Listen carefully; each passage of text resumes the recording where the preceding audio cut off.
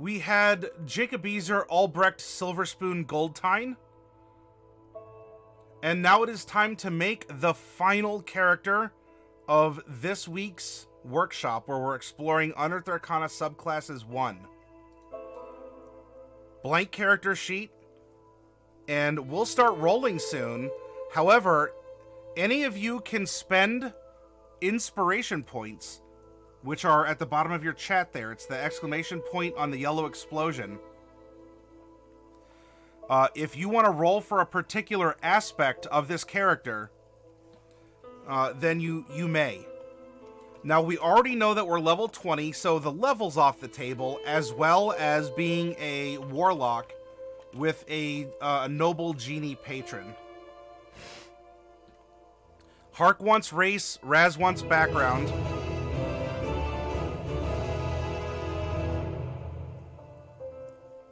Code on D.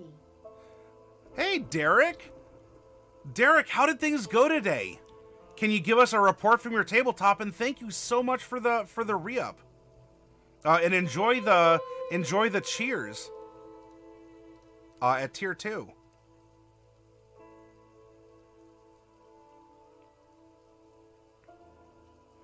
And Derek even spread some love around with some custom emotes to folks.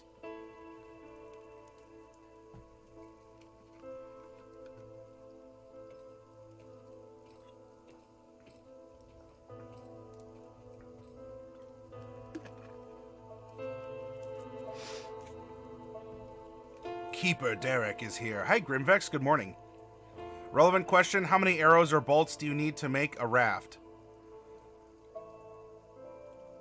How big of a raft are we talking? I mean, an arrow's not that big, so I would imagine a couple thousand.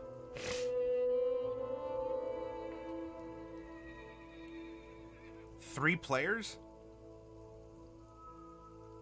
I mean, if this is a raft to, like, survive on the seas, or are we talking about just something like a log that that they could cling to just help not drown on a river?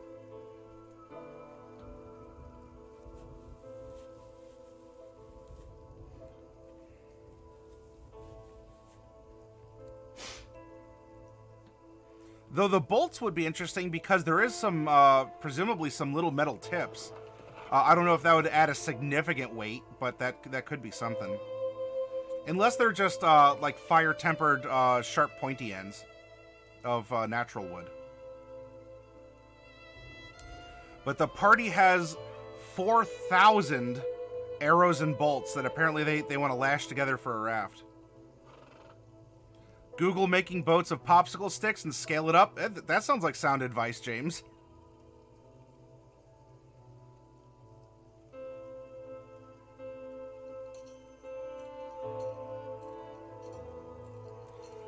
Derek, do you see what you've done? Your mere presence has thrown us into a contemplative fit of, yes, just how many, and now we're actually getting to the minutia of building a raft out of arrows and bolts. How many layers does it have? What's the capacity? Describe the body of water the raft is needed. We desperately want to make a raft out of arrows and bolts for you. We need to know. These are relevant questions.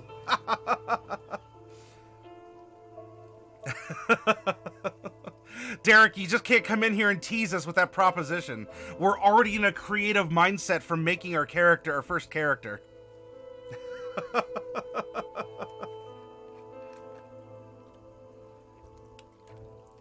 Skip the new warlock and work on this boat.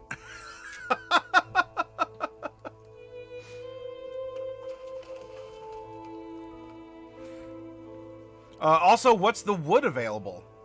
I mean, are we talking like a high-density wood? Are we talking about something that could get waterlogged pretty quickly? I mean, are they cypress, or are we talking like an oak or a pine?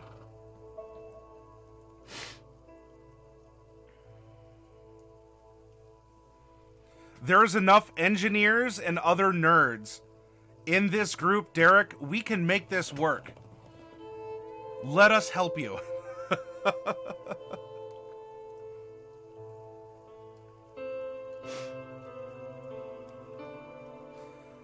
Alright, we have our character builder.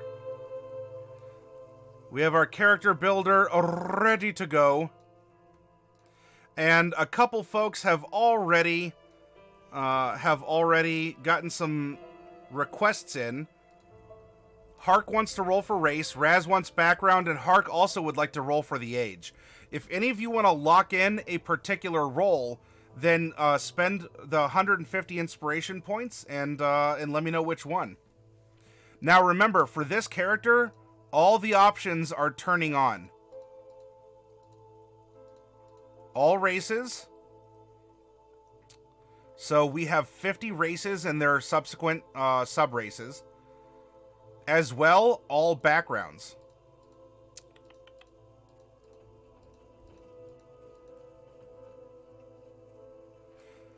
For character class, Artificer's in, and while it is content that is loaded, I'm not using the Unearthed Arcana class features. Though that could be interesting to do at some point in time to practice making characters that have these considerations. Which would the character take?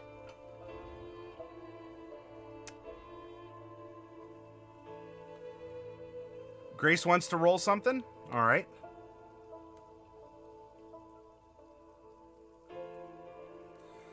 Derek says, well, the party's going into a gas-filled mine in a poisoned underground lake covered with a Yuan-Ti pit, where the Yuan-Ti are using the mutations of pits dedicated to Set to mutate other captures into more Yuan-Ti.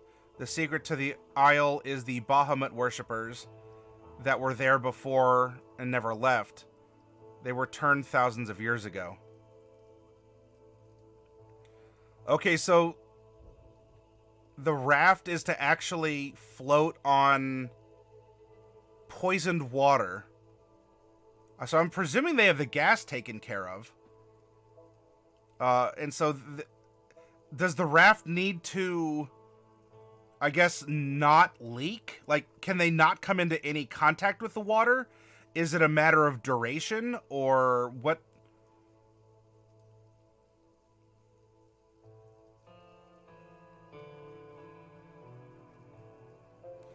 Hey, there's a chance for it, Sierra. Fat Jesus wants a turtle.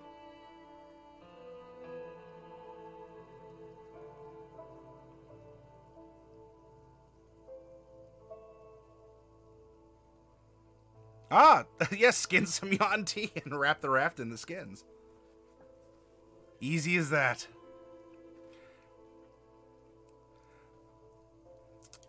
Derek, while you're answering our myriad questions to engineer your possibly watertight, arrow bundled poison water raft, because we'll do it.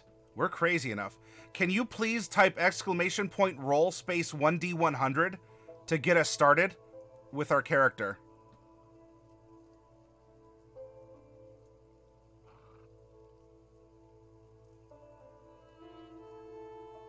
I don't know. There's a Yuan-Ti oil salesman that rolled through town, Sierra Echo, and that person seemed pretty shady.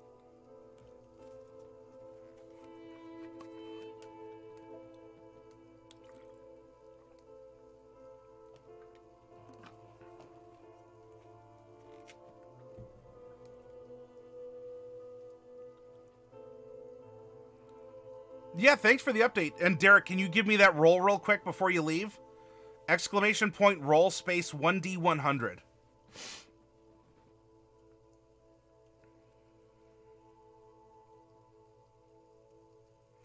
'93, we have a multi-class character! Hey, that means that class and subclass is now available to blend into this character. Derek, you coming in and you're rocking the boat here by making a multi-class Genie Warlock. Yeah, let's see what happens. Yeah, thank you for the mental exercise and a cool character prompt. Yeah, rocking the arrow bolt. Duality. Can you give me a D100 roll?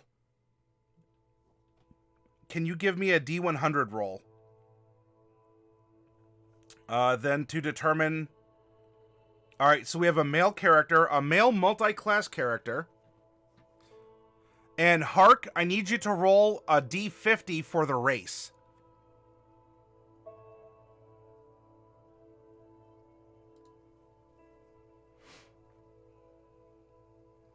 Rolled a 40. A Siren.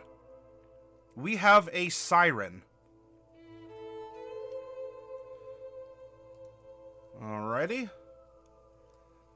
We have a male Siren. Medium-sized. So we're actually going to abbreviate this. Warlock / something. Genie / something.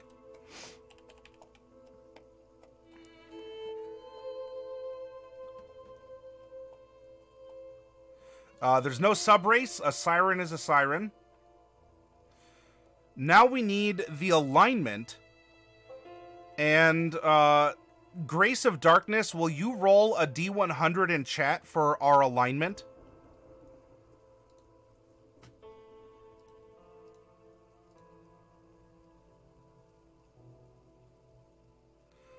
A Chaotic Evil.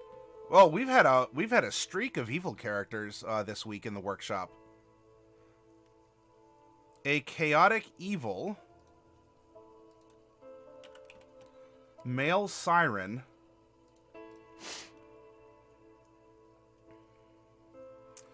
We have our character level.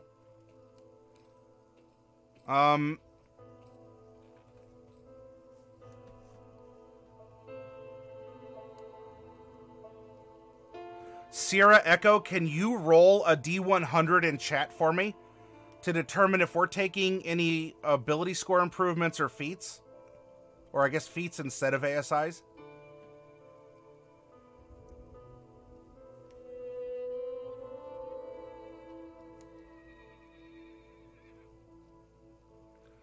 $74. We're going to take 1 feat instead of an ASI.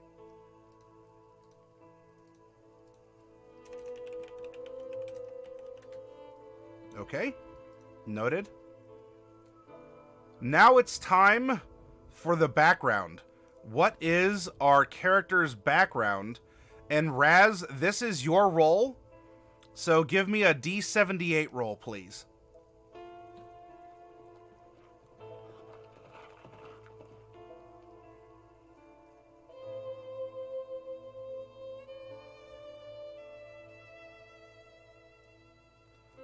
Rolled a 41. That is a Hermit out of the player's handbook. A Hermit. And if we come down here and we choose Hermit, there is like a kind of Hermit. Fat Jesus, will you please roll a D8 in chat to determine the kind of Hermit we are?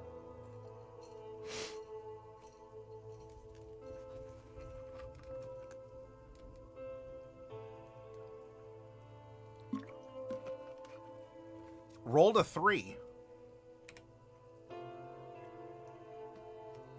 All right.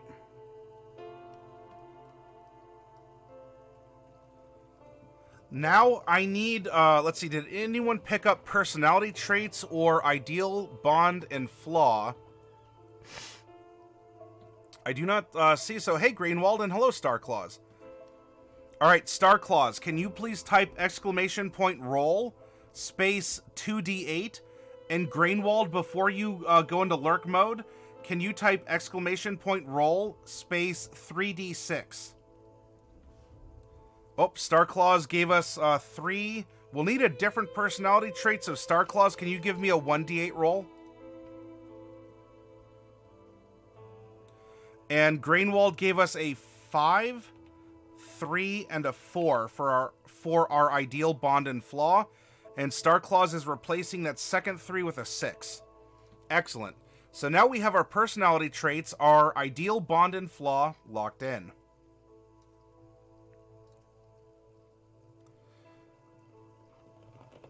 Hark did ask to roll for the subclass, and so I need someone to roll for the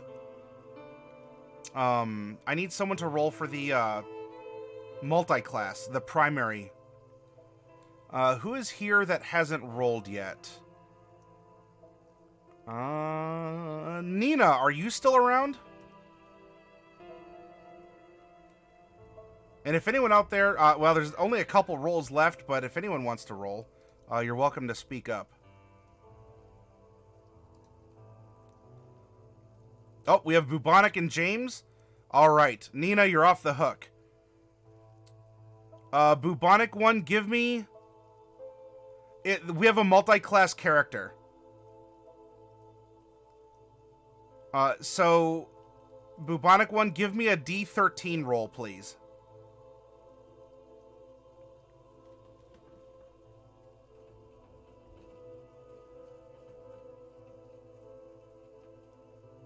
A 4. All right, a Cleric.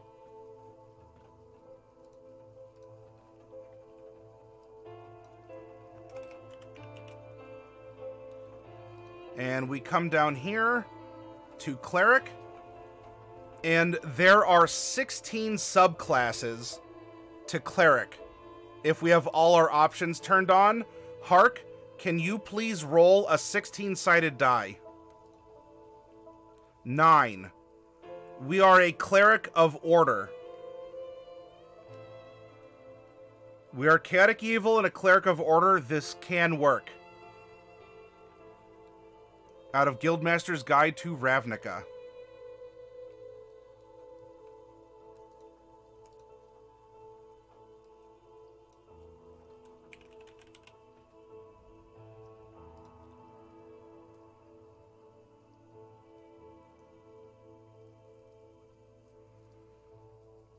All right.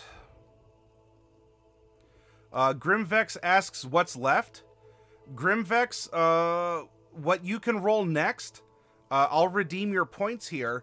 Can you give me a D3 roll for the type of pact we're making with our Genie Patron?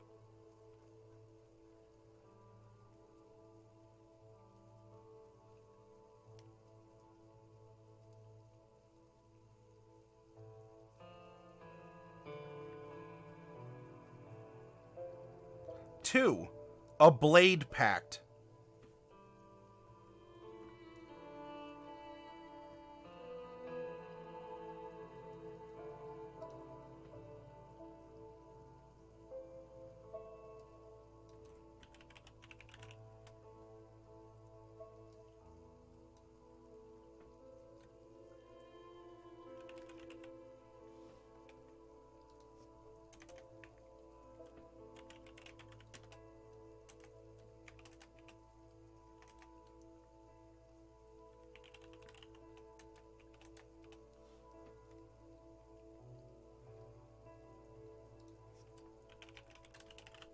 Okay.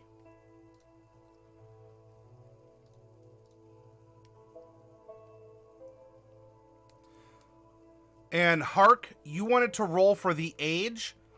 Go ahead and roll a D100.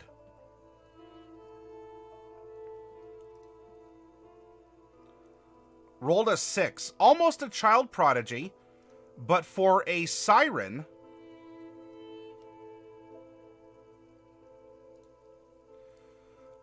a young adult Siren?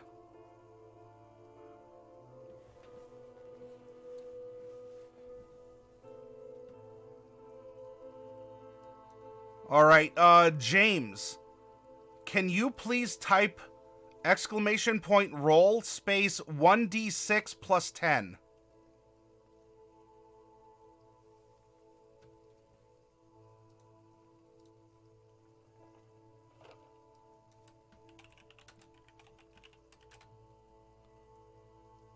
$12. All right.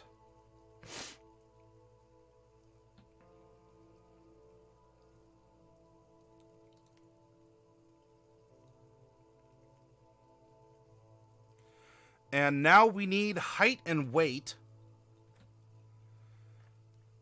Who else is lurking out there?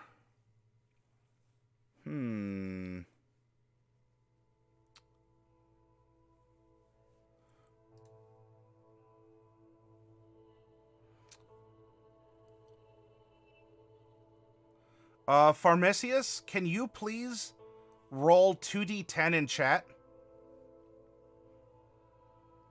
And hello, Golden. Golden, can you roll 1d4 in chat?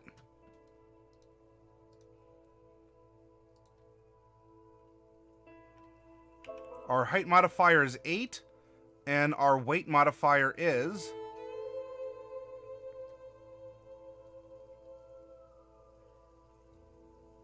2. All right, so we are adding 8 inches to the base height of 4'8", so we are 4 foot 16 inches. Now we're going to take 8 times 2 and add 16 to a base weight of 90, and we are 106 pounds.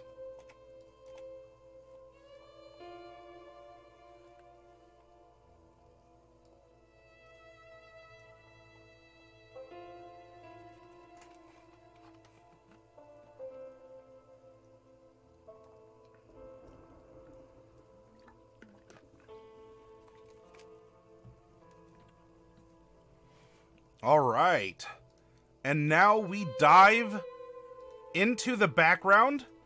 In Chapter 4, it's a Hermit. Y'all brought your books to class, right? Come on now. Open up to Chapter 4. Unless this is your first rodeo, this ain't your first rodeo. Here we go. We begin with the background because this is going to help us tremendously understand our character. Before we worry about spells and scores, ability scores, the last thing we need to worry or care about with this character. The ability scores are irrelevant to the character right now. And if we eschew them, we don't need to be distracted by the math game. We can build a character and understand the character and connect the dots, challenge ourselves. How do we have a cleric of order that's chaotic evil?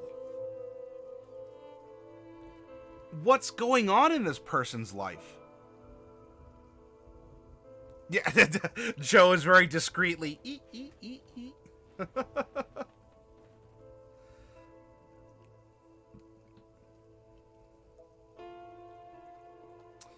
Possibly Starclaws. We can explore this momentarily. As let's find out our character's character first. Who is our character? I'm not worried about what he does right now. Let's find out who he is, because all the other decisions are going to be made based on that moral compass.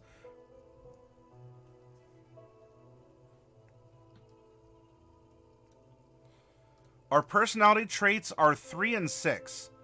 Personality trait 3 reads, the leader of my community had something wise to say on every topic, and I am eager to share that wisdom.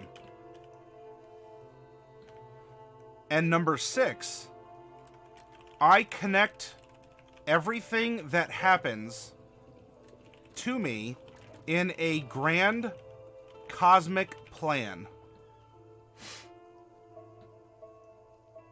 I connect everything that happens to me in a grand cosmic plan, and the leader of my community had something wise to say on every topic, and I'm eager to share that wisdom.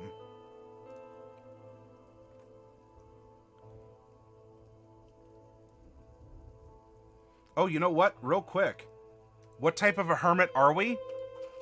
We were exiled.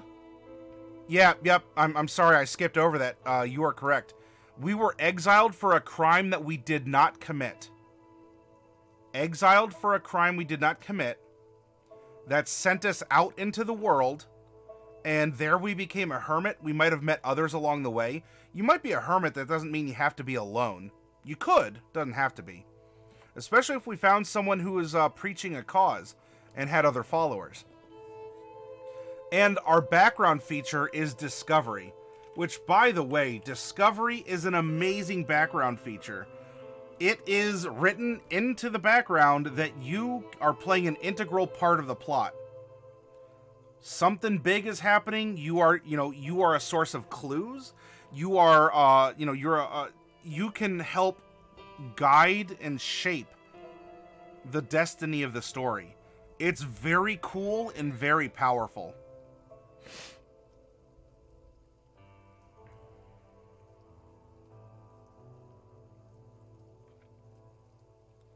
Well, we're actually going to be starting as Warlock.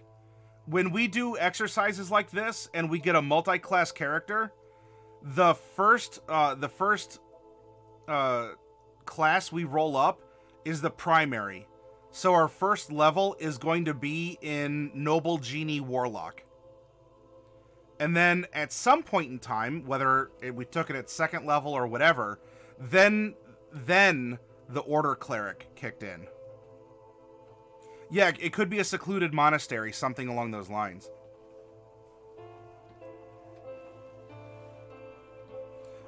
And real quick as well, medicine and religion are going to be our proficiencies. We're going to get tool proficiencies with an herbalism kit, a language of our choice,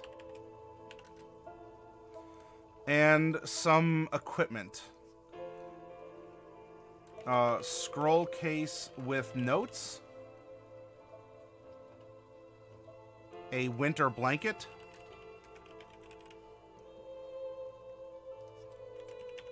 common clothes, an herbalism kit, and 5 gold. Not even a belt pouch for the 5 gold. It's just clanking around, I guess, in our turban or something. All right, now we fast forward to our personality traits. Now we've had the personality traits. It's I think he's too poor for pockets. He might have pockets. Now we have an ideal, bond, and flaw. Our ideal is number 5. Live and let live. Meddling in the affairs of others only causes trouble.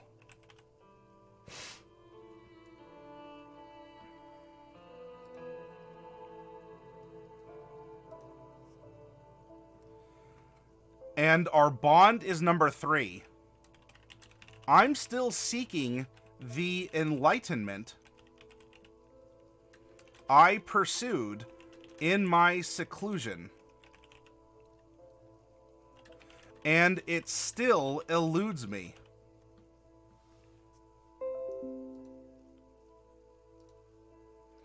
Oh, well, thank you, Grimvex. And what is our flaw? Because we are all flawed creatures, my friends. Yes, even you. I'm talking to you. You're flawed. This character's flaw is number 4. I let my need to win arguments overshadow friendships and harmony.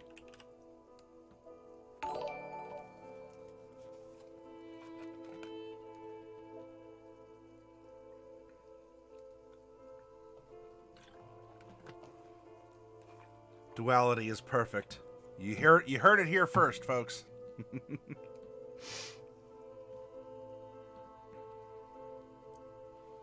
The leader of my community had something wise to say on every topic, and I'm eager to share that wisdom.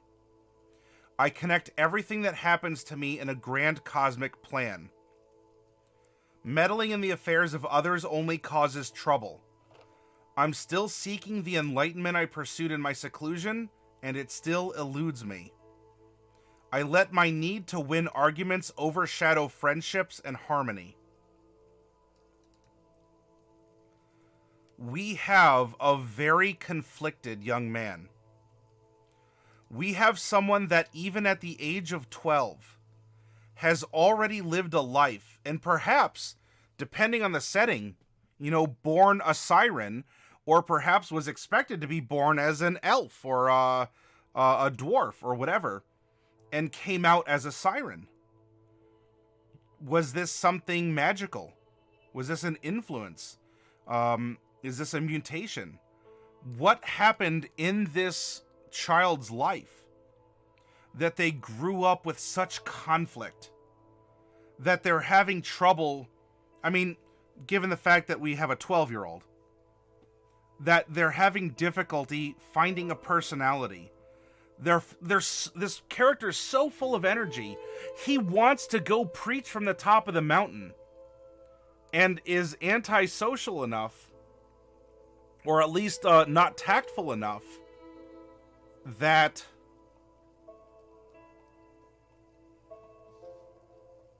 we shout over people.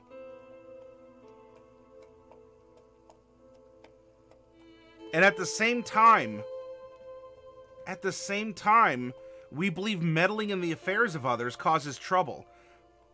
Our character then would see this message as not meddling, but perhaps trying to correct. We are chaotic evil, and remember everyone, chaotic evil does not mean you have to kick puppies in the street and burn down orphanages as you pass by. Is that chaotic evil to do? Yeah. Does that define being chaotic evil? No.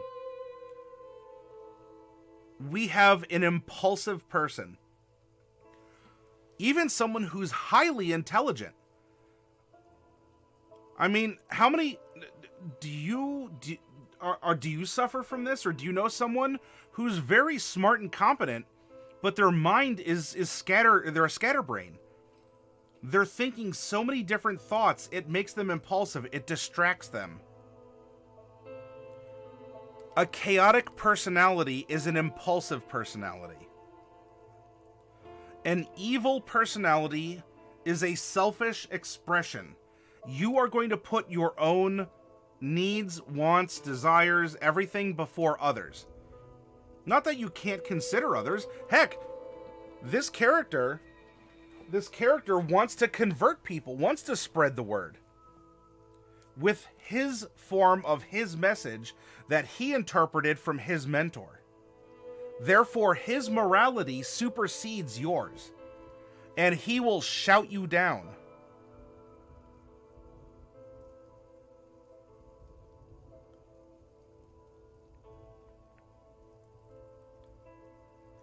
Oh, have a good night, Crumdrade.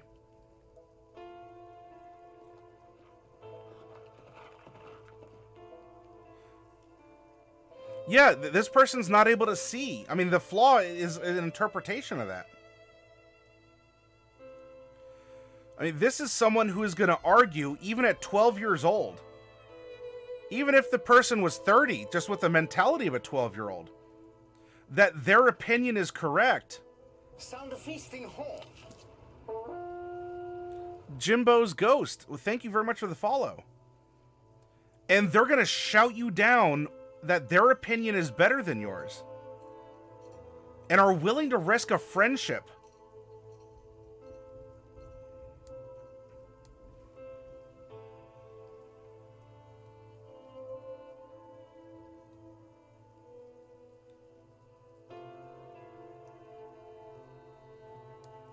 We have someone who has a streak of paranoia.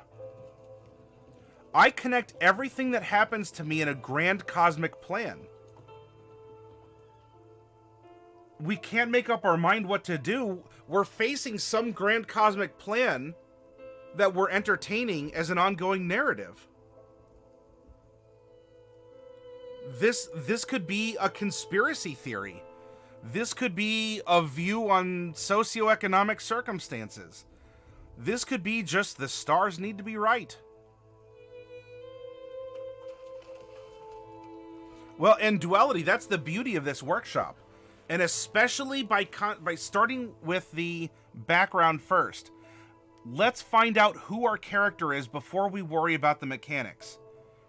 Mechanics are an extension of the character. The character needs to make a choice. The choice manifests as mechanics. And the choice is made with any mechanics already considered that are probable. And so this targets us on the decision making, on the personality. We have a conflicted youth. We have someone who, again, could have been born into interesting circumstances. we have someone who might, and if you play a character that does manifest or suffer from some kind of mental illness or like a compulsion or something, I'm obviously context at your table. If everyone understands what you're going for and you're not trying to make a cartoon out of something, unless that's what everyone at the table wants, that's up to you and your personal decision making or tact or the line that you want to go over. But this could be an interesting prompt. I should go like this. This should be an interesting prompt if you want to challenge yourself and play someone who has deep conflictions. Someone that as they grow up from 12 needs to find himself. Who is he? Where is his place in the world? He has Mama Genie and Papa Order deity who might be giving him conflicting messages. Have you ever had that from your parents, or do you know someone? Do you know someone who's ever had, two different parents that offer two different, ways to educate or raise the kid, and it's caused some conflict in the household? Think about it. We do have a Mama Genie and a Papa Order deity. Or if you want the other way around, we have Papa Genie and Mama Order. Each parent, and this could even be the case where, the parents got divorced and the kid is like, well, all right. And and so he's getting messages from each of these beings that are vying for the soul of this character. The existence, the service, the ability to shape the future. We have this young Siren born into a world, maybe that he wasn't supposed to be born into. Maybe he was. In a sense, he's the chosen one, but he's the chosen one not because, he has superpowers, but because he was born to be a simple kid. And it just so happens that these two entities went, oh, whoa, what's this? And have now used a child as the battlegrounds for their own egos. If you want to have a parallel to, divorced parents doing this with their kids, roleplay draws on real life examples. So yes, we have a chaotic evil character. Our character isn't unplayable because we're going to go, lol, lol, I'm going to stab this. I'm holding a spork. There's a penguin. Ooh, squirrel. Bright lights. We have a deeply conflicted character who wants to find normalcy in the world. And all he knows right now is he's in trouble. His parents are always fighting. And he's run away from home.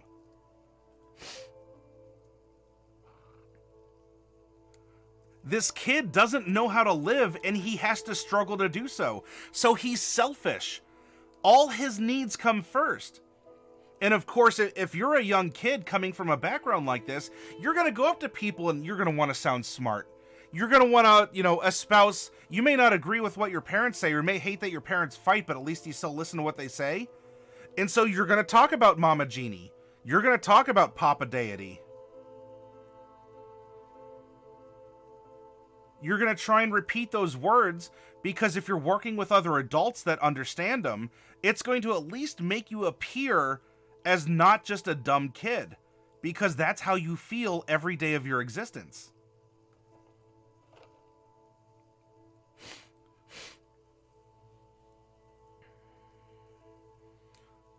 Fat Jesus, that could end up being the case.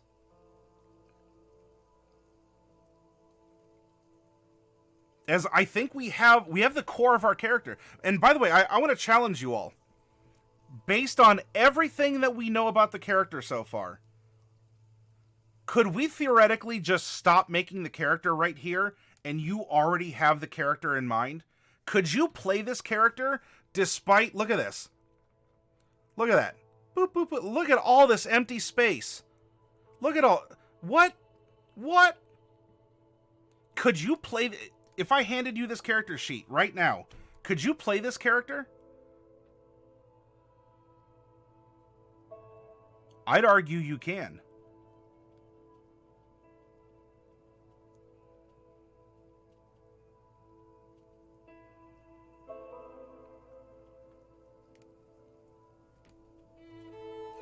Spells are spells. I mean, the spells, you know, are in a mechanical sense going to come in handy, but our character's going to have spells. That's a given. So in this case, the spells aren't really going to be relevant because the spells are useless without the caster, or as we were having fun with the prior character, without the yeeter, the spell yeeter.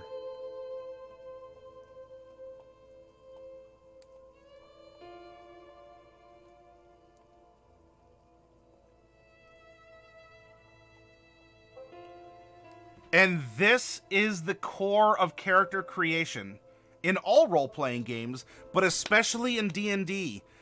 Please never underestimate the power of your background.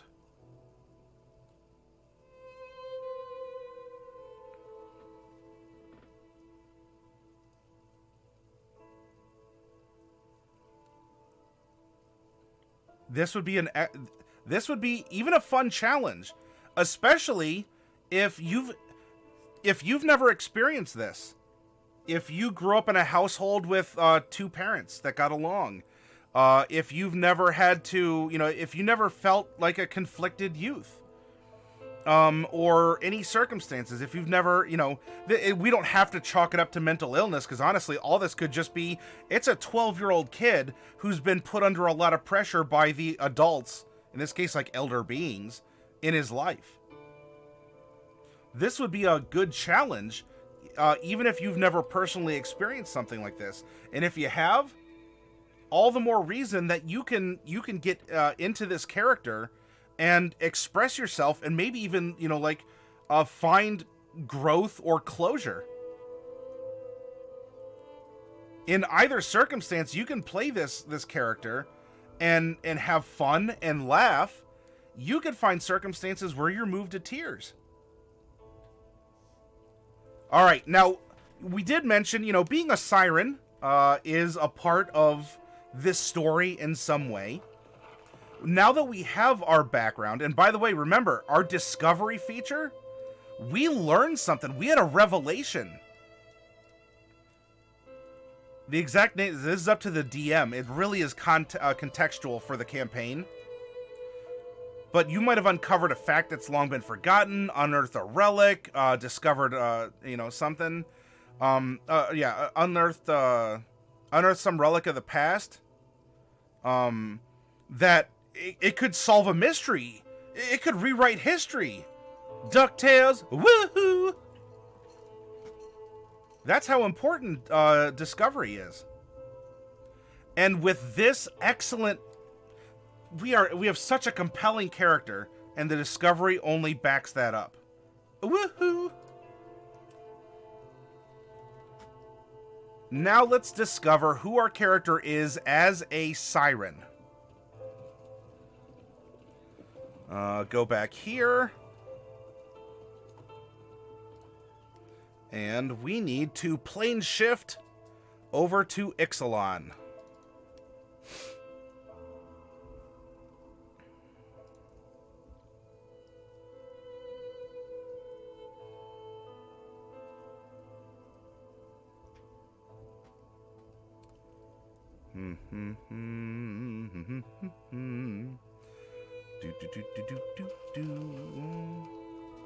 Dun dun dun dun dun dun dun dun dun dun dun dun dun. Here we are. Now, this is the descriptor for at least Ixalan Sirens. Ours doesn't have to be this way if we don't want. Sirens are at home along the waters of the storm-wrecked sea. They settle on rocky coasts and remote islands, and even on floating piles of kelp. They are mercurial creatures who can turn in an instant from lonely to repulsed, from desirous to hateful, impulsive, from welcoming to irritated, from loving to murderous, and then back again. They are fascinated with ships and enjoy toying with them. One Siren might call out to a passing crew for company, only to capriciously draw the ship into an entangling mass of kelp. Another might lure a vessel onto jagged rocks, so as to study the wreckage and learn more about the strange contraption. They are humanoid creatures with bird-like features. Their long, slender arms extend into powerful wings that can easily carry their light frames into the air. Their fingers bear sharp claws, but are nimble enough to wield weapons and perform fine manipulation. Crests of feathery plumage start between their eyes and cover the backs of their heads. As a Siren, our charisma score increases by 2.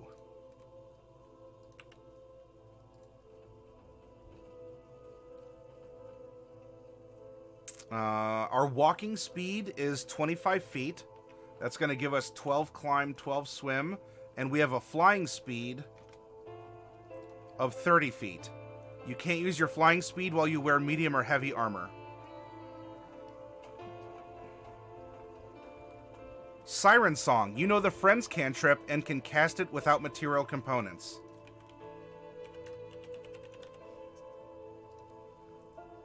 And languages, you can speak, read, and write Common and Siren.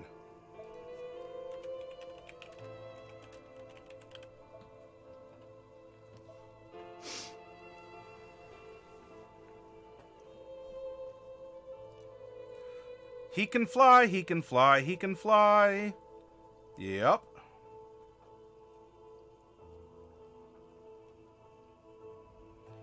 And there we go. There's no sub-race. This is what you get. And you're like, well, hold on. Why are you only getting a +2 to charisma? Because we can fly. That's a big thing. Being able to fly in D&D is a huge advantage. All right, so congratulations. We are a Siren as well as a Hermit. And now we are going to build our classes. A question to bring up is where do we want to draw the line between Warlock and Cleric? While it is an artificial constraint, when we do multiclass in the workshop, the first class must be equal to or dominant to the second class. So if we want to have an even 10-10 split, that's fine. However, Cleric cannot overtake Warlock. And the reason why I have that there is because it challenges us to think a little differently, especially if we may be used to planning out our multiclassing in a way that is mechanically beneficial. Sort of like, well, you know, if you want to play a Paladin Warlock, then you should take Paladin first because you get all the armor proficiencies and weapon proficiencies, and then you can tack on the Warlock stuff because it doesn't give you as cool of armor. I'm not saying that's bad, but in a workshop where we challenge ourselves to think outside the box and to make everything that we have work, in our case, if we rolled Paladin, we would build a Warlock first and then add Paladin on top. It's difficult to build a bad character in 5th edition D&D. And so another reason that we explore things with some of these contrivances is to, you know, shake us up, to get us out of our comfort zones, our standard way of thinking, and to create fun characters maybe we never thought we'd play before. Now, we do get a Patron feature at 10. Of course, Warlock, I mean, if Cleric of Order, we get Order stuff at first level. Now, I don't know if we should necessarily, just go, you know, straight to 19 and take one level of Cleric. Maybe we do. If you think that would offer something, I'm open to that. As long as the Warlock levels are equal to or superior to the Cleric, where would we want our split? If we want to fully develop our Genie subclass, the capstone is level 14.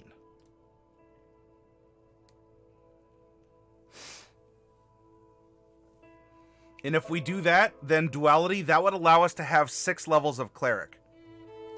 If we take a look at Cleric,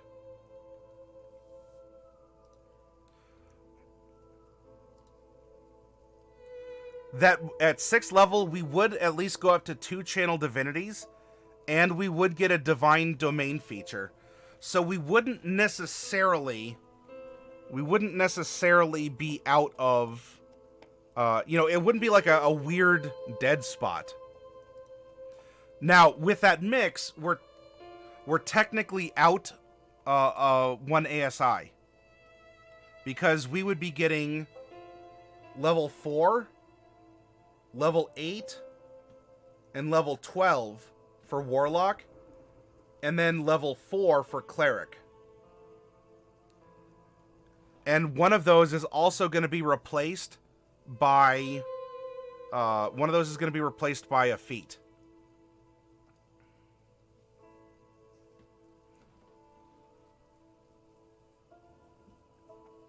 So we'll get 3 ASIs and a feat out of this.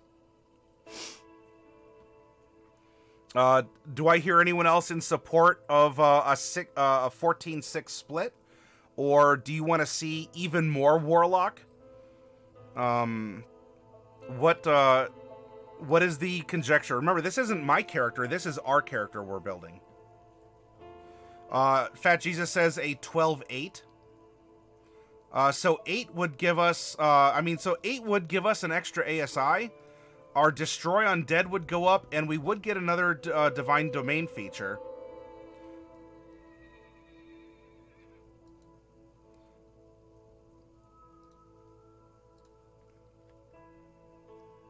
And if we went 12, well, we wouldn't get our Otherworldly Patron. I mean, that would give us an ASI, though we would miss out on the another Mystic Arcanum, which I don't know if that's terribly important. We would get an extra Warlock spell known if we go to 13. Yeah, we could leave it to chance and roll d10, but even if we do that, even before that, I like having these discussions because it prompts us, after we've gone through the work of, after we have, thought about who our character is, we can make some mechanical decisions now. Where would you feel out a character like this would have that split?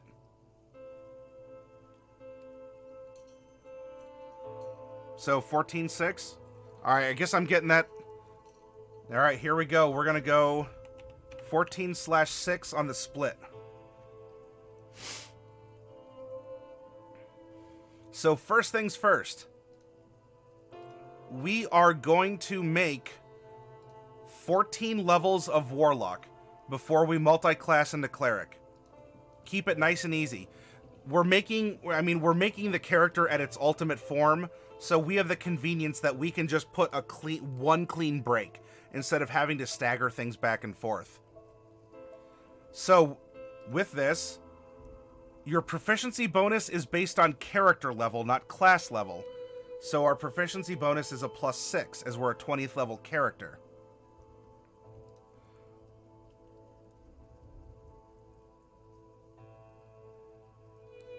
By level... Oh, I'm sorry. That was 14. Okay. Oh, yeah, so we know 4 cantrips. And I'm simply going to put a note that we're going to get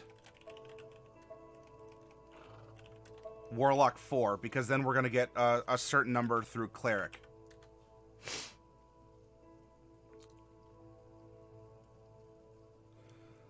Due to the interesting nature of Warlocks, how this is going to work for our spell slots and multiclass is we are going to get 3 5th level spell slots. And then we're going to get all of our Cleric supplied 6 levels before that. Though we can cast Cleric spells through Warlock spell slots. It could be a little wonky, a little confusing, but there you go. What else? And we know 6 invocations. Yoka Cola, thank you so much for the follow. Welcome aboard. Invocations. So at level 2, we're going to get 2. We're going to get our 3rd at 5th, our 4th at 7th, our 5th at 9th, and then our 6th at 12th.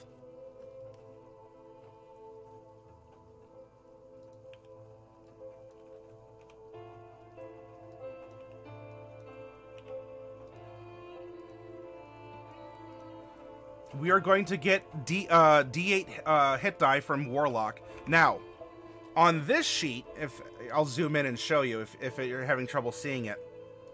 This sheet is nice because it does allow you to split if you multi-class.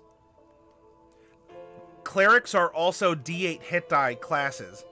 So if you wanted to split them, you could, but a D8 is a D8 to spend on a rest to recover. And so on this character, we could simply put that we have 20 D8 hit die to use.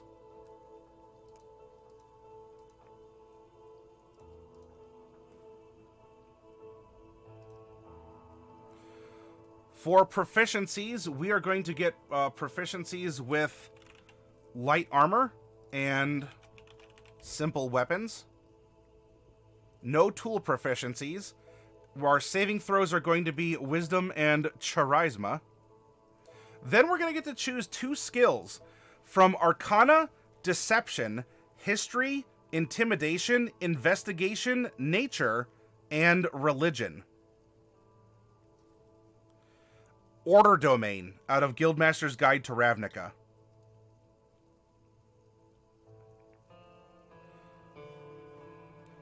If we are torn between these magical entities. Now, we already have religion as a proficiency from our background.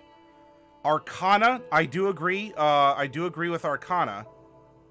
Because whether we like it or not, this information has been bestowed on us.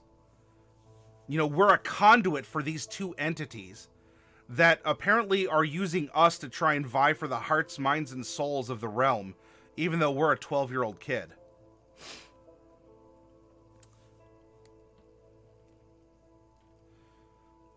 Now, you say deception. Why deception, Fat Jesus?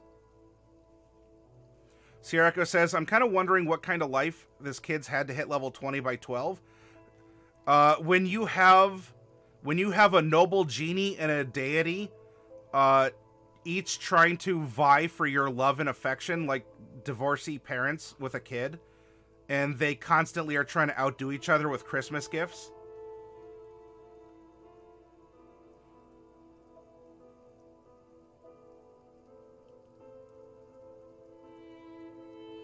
We try and argue that we're right, even if we know that we're wrong.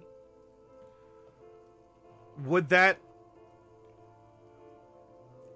instead be persuasion? Or maybe intimidation?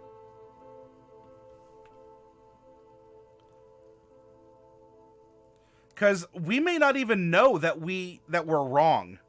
We're just so convinced that we are correct. I don't think that we entertain that we're wrong, or we're not trying to deceive people. I think we're very earnest. We want to persuade people.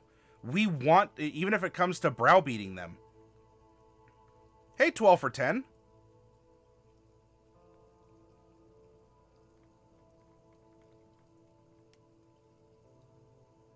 Hey, there you go. You got it.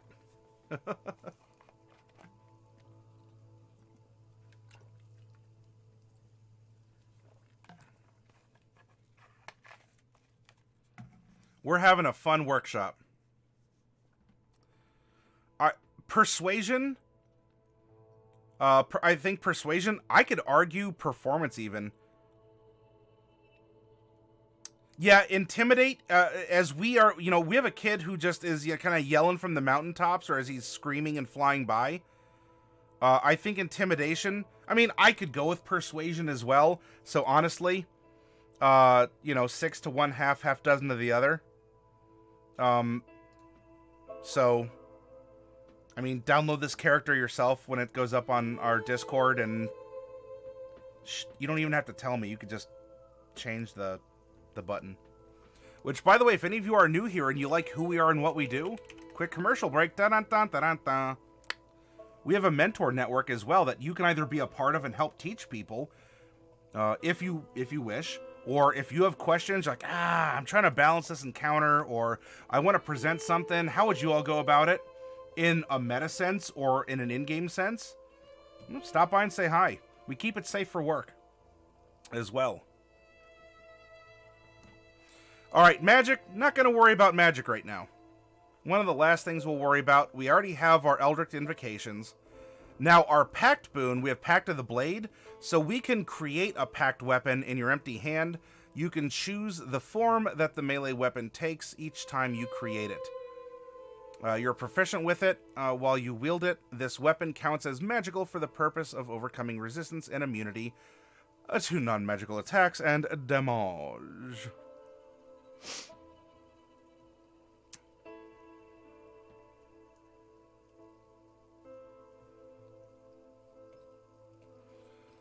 We are going to get one Eldritch Master. Or, not Eldritch Master, Mystic Arcanum. Actually, we're going to get two. One's at 11, and one is at 13.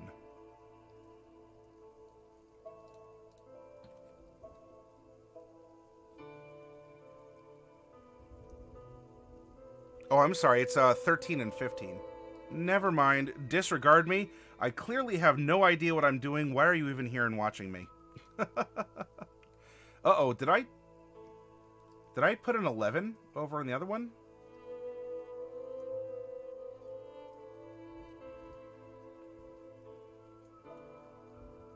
Oh, no, it is 11. I was correct. Again, disregard me. I clearly have no idea what I'm saying or doing. I can neither read, nor can I write. It's also 2:25 a.m. Alright, our patron. We're going to read about our patron, but I wanted to build Warlock first. And before that, if we cast as a Warlock, and we're also going to cast as a Cleric, we're going to split this between Charisma and Wisdom. And then we're going to have our two sets of numbers here as well. Possibly, anyway.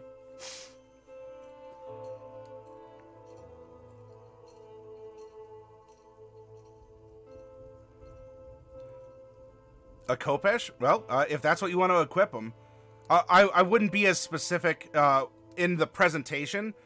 But again, if you wanted to slot that in. Because what we're going to do is come up here. And we're going to go if he attacks with strength or if he attacks with dex. Here's his plus, here's his mod to hit. For cantrips, we know Warlock 1. Oh, and actually we have Siren Song also. Siren Song is going to give us friends. Warlock 1. Warlock 2. Warlock 3. Actually, I should probably do this. Kind of split it. Because we're going to run out of cantrip room. That's a good problem to have when you multi-class.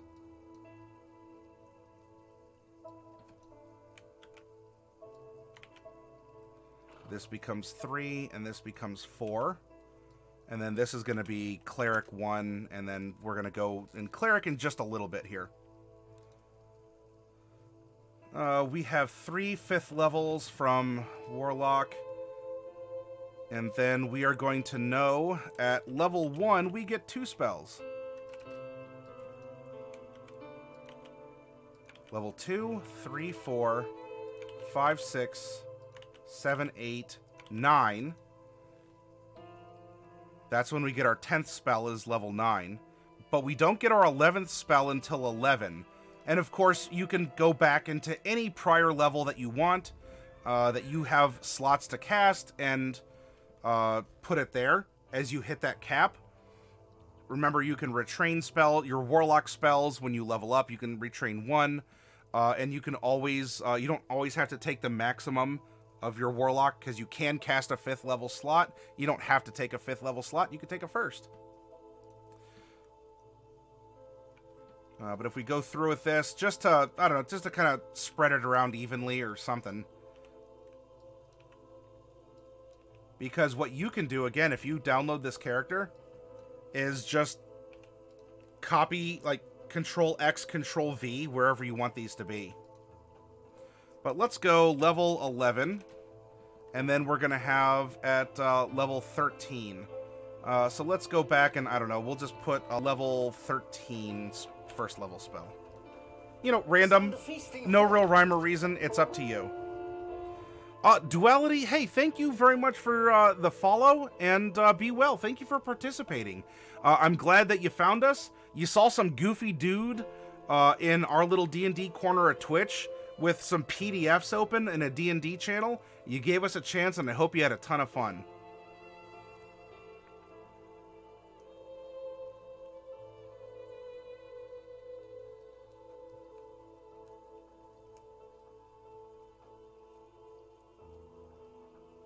Yeah, some sort of massive schism in Chocobo Remix.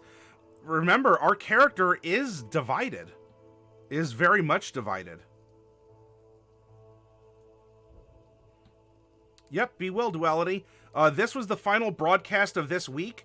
I do not broadcast Sunday night or Monday night, but we'll come back on Tuesday for some role-playing, and then another workshop Wednesday through Saturday. And don't forget as well, if you haven't already, you can join us on Discord, which, I mean, it's always on.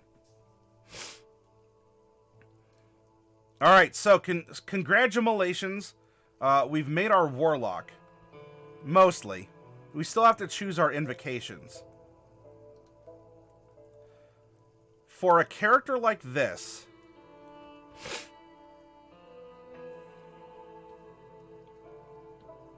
we are a Bladelock.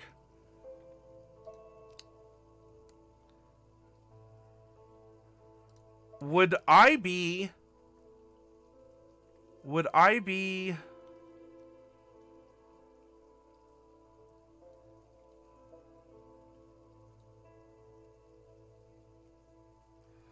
completely out of line if I said charisma on this character would actually be low or a non-primary stat?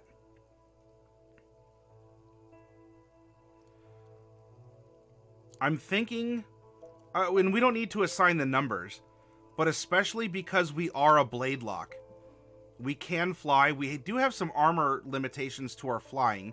I mean, we only have the one proficiency. But maybe we go Dex Charisma? Or we could go Dex Strength Charisma?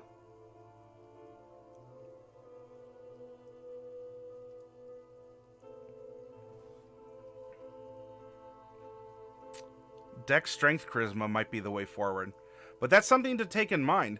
And a lot of these, look, Fog Cloud, Create Food and Water, and many more, like, on the Warlock spell list, do not require a to hit or a save against the effect. We can enlarge and reduce ourselves, and we willingly fail the check, or the resistance.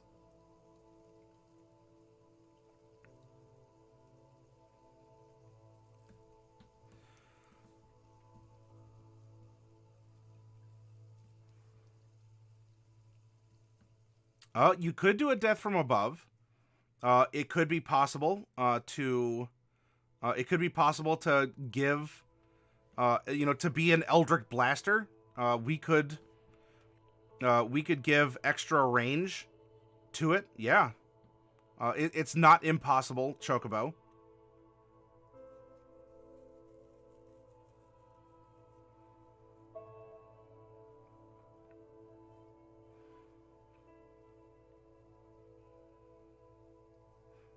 So maybe Dex, Charisma.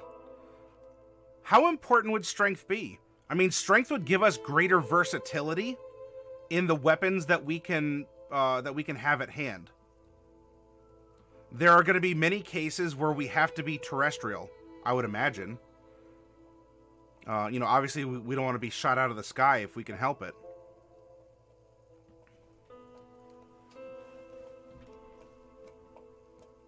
But if we come over here, let's see. Because we have the armor restrictions, I think Armor of Shadows would be important. No, it has to be melee. It can be finesse and off of dex, but it has to be a melee weapon.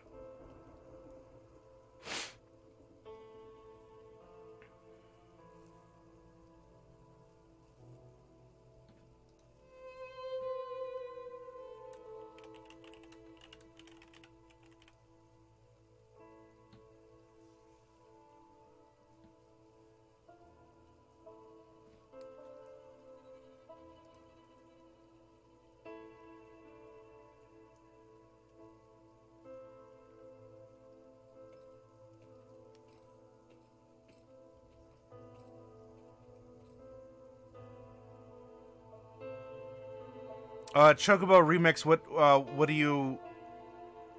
Can you clarify what you're saying?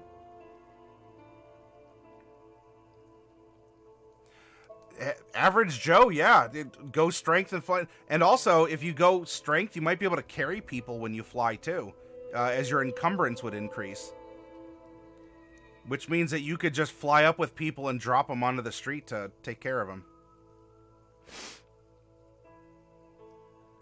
Just like our lizard folk, we made a lizard folk paladin that would simply just pull people off of a boat in their fishing area and just death roll them underwater. As a lizard folk, you can hold your breath for 15 minutes. We gave them a grappler and tavern brawler. Initiate a grapple, hold on, and drown them.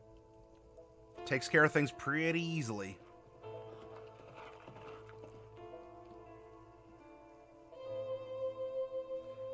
That's why I think some strength is important. I don't know if strength is going to be a dump stat.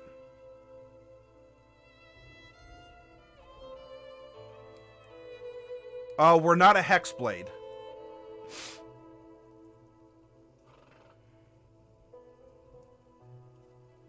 We're a Blade Pact Noble Genie. No, just Blade Pact. Blade Pact. But thank you for the recommendation all the same.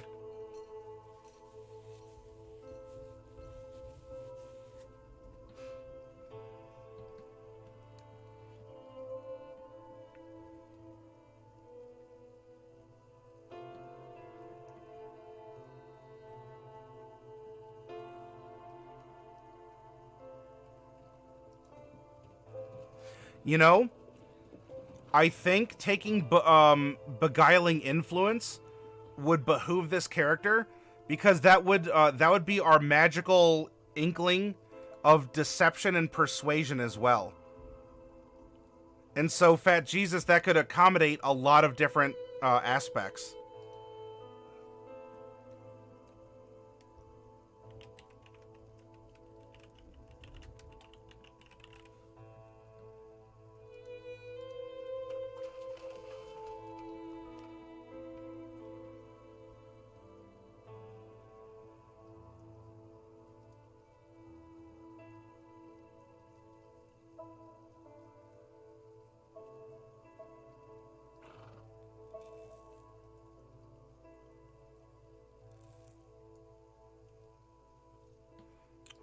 What is our personality here?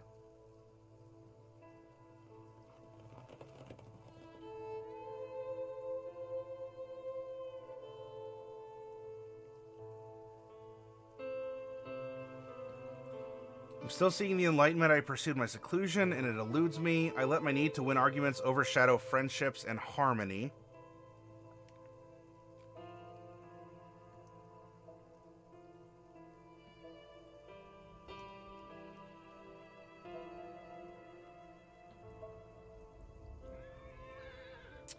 Yeah, Devil's Sight could be important. At least for that. Though, how would that invocation help us with who we are? I'm not against it, though. I would like to,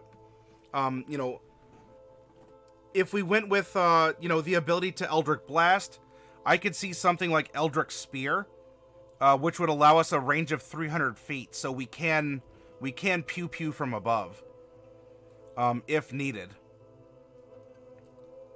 I don't think Eyes of the Runekeeper. We don't need Levitate. Repelling Blast. We already have mobility, so I don't think we need to repel people from us.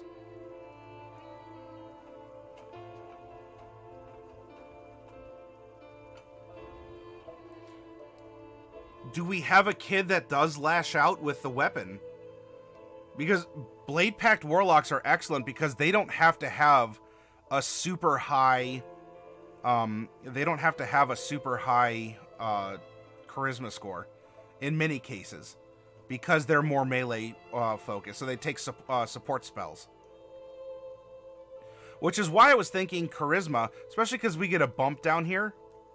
Charisma could probably be our 13. If we went like 15, 14, 13, we'd be kind of mixed.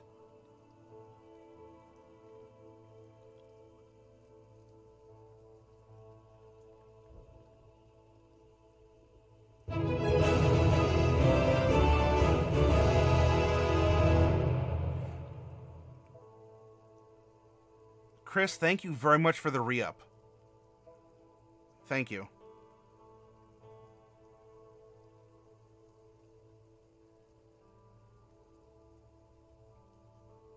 And English Mudkip is here. Good morning to you.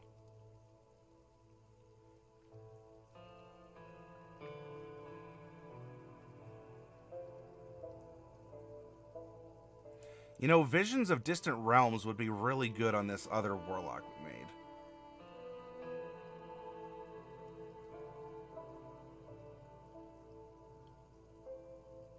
But I really love Witch Sight that Nina put out there. So, we're going to keep it as is. And we're not going to be high enough level with this character to take it. Thematically, I love Whispers of the Grave.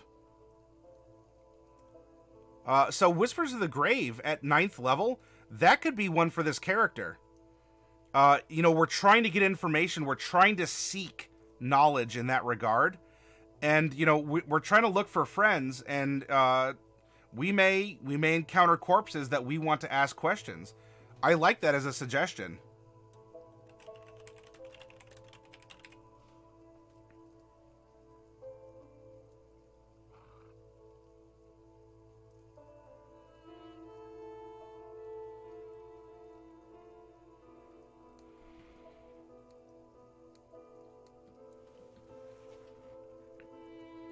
If we do have someone that uses the night, Devil's Sight, flying, I could see.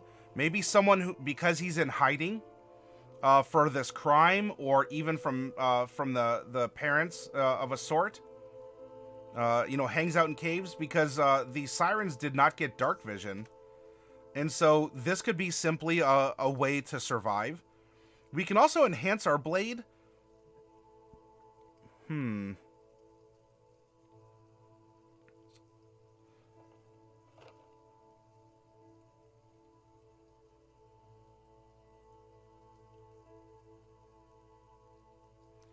A Blade Pact Warlock is a melee Warlock. One that uses weapons. You still can cast off Charisma, but it doesn't have to be as important, because you are more of a melee damage dealer. Yeah, the character could.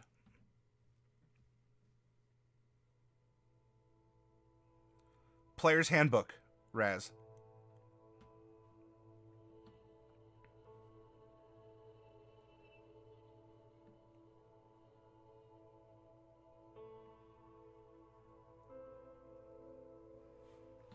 Then how about Thirsting Blade?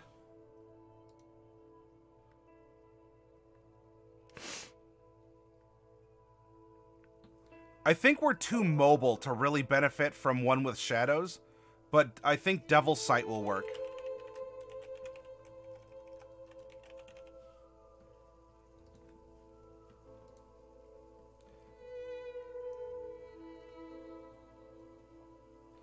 And because we are about self-preservation, probably Fiendish Vigor. And because we also don't want to get blasted, we don't want to get blasted out of the sky.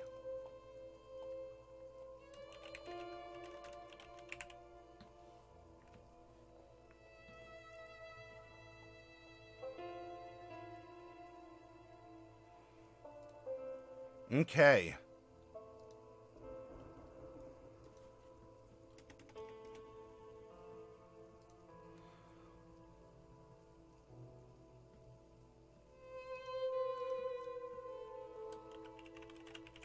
The Collector's Vessel.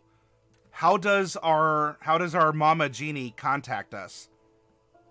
Chocobo, could you please type !roll space 1d6?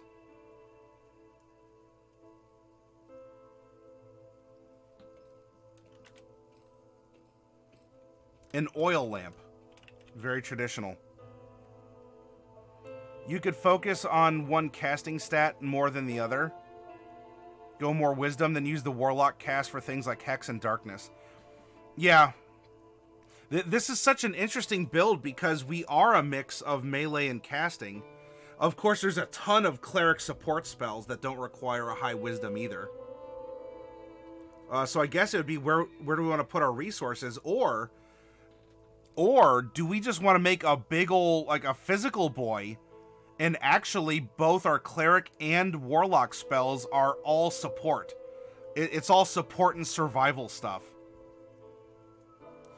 This is in the playtest material Unearthed Arcana in what is called Subclasses 1, and I'll provide a link to you right now.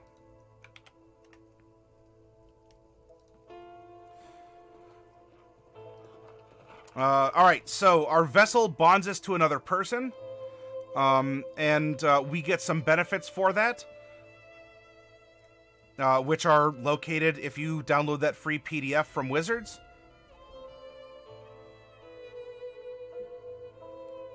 We gain some benefits to perception checks, and also when you cast a spell, you can deliver the spell from your space or the bound creature space. We're going to get elemental resistance.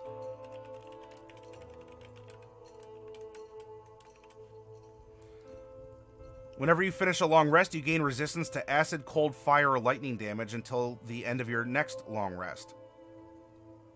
And the object of your tether is also resistant. Protective Wish. You're now able to use your Collector's Vessel to wish for protection for yourself or your tethered creature. If you or the tethered creature is hit by an attack, you can use your reaction to teleport, swapping places with the creature and switching which one of you is hit by the attack.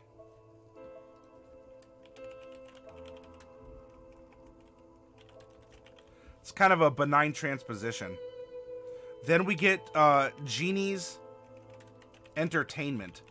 And this is like Banishment. This is like Banishment. You send a creature to entertain your genie for up to a minute.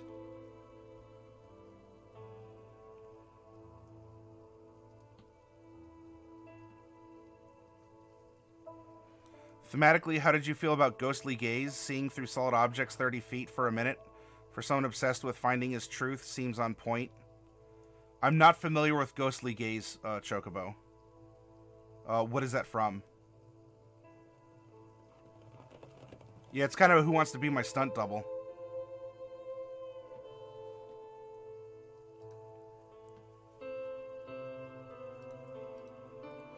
And then we have Collector's Call. In exchange for extending your patron's influence over the multiverse, you can call on more of their power. As an action, you can implore your patron for aid by making a Charisma Persuasion check against your Warlock spell save DC. If the check succeeds, you can choose one of the following effects. A creature you can see within 60 feet of you regains 8d6 hit points. So this is actually going to be good if we have a lower Charisma, but a high Persuasion, which we do from our Invocation. A creature you can see within 60 feet of you has... Now this is... Woo, disadvantage on attack rolls and saving throws. Until the start of your next turn. All saving throws. That is... If I have a point of contention about this subclass playtest material, it might be this. A sorcerer has to spend 3 sorcery points on one spell to inflict that for one spell. One save on one spell. This means you can Nova round something because it will get disadvantage on all saving throws for that fixed period of time.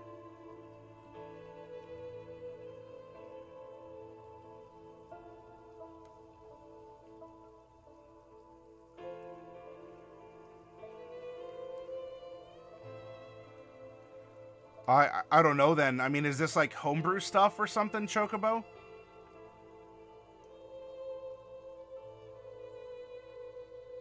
Or is Ghostly Gaze, is that an invocation? Or can you provide clarity? You can also cast the Legend Lore spell without material components. Oh, I'm not familiar with it then.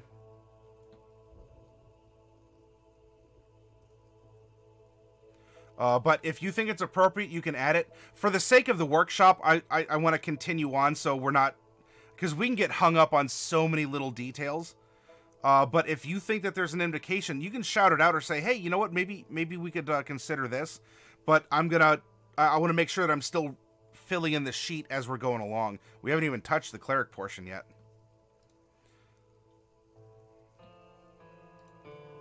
We're going to do that soon.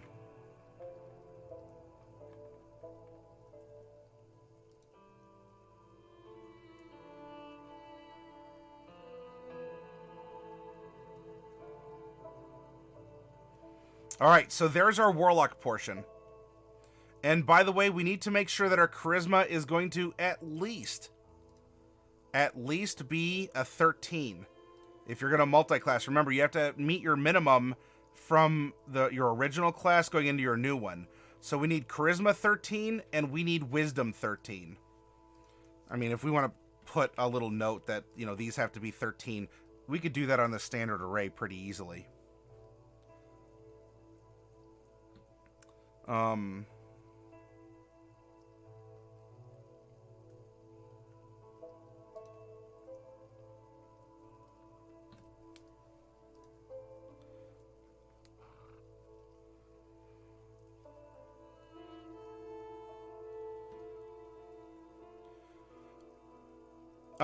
Yes and no, Raz.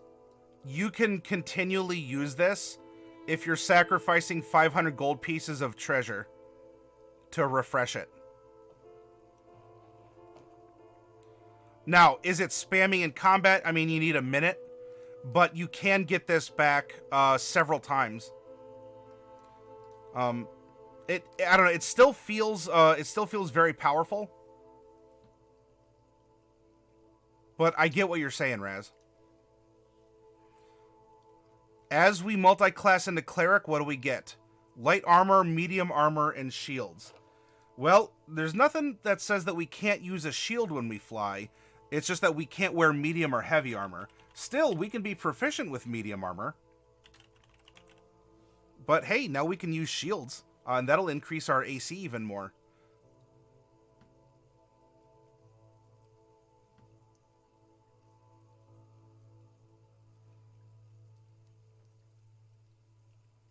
And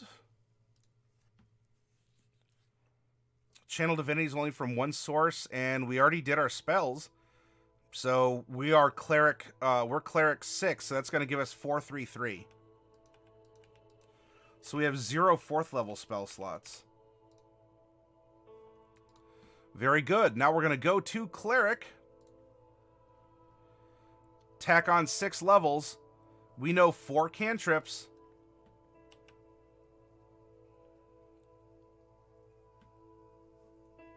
And we already have accounted our hit die. Our proficiencies have already been given to us. We don't get the starting equipment. Spell casting, not going to worry about that right now. And we are going to get Channel Divinity.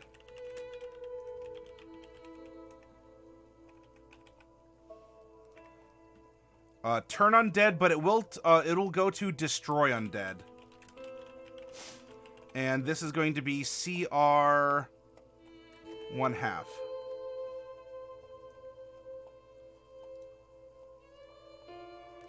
And we're not high enough for Divine Intervention, so that will do it for the baseline. What do we get for being a Cleric of 6 levels? Now we need to open up the Order Cleric.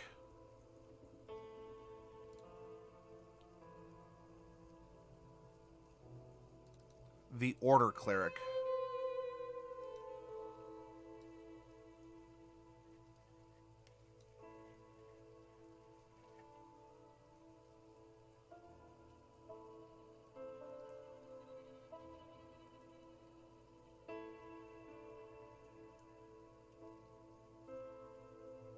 There we go.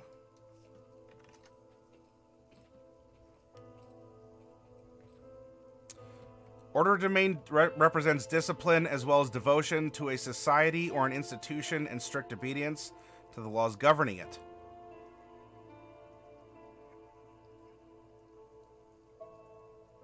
We're going to get some domain spells that we can weave in here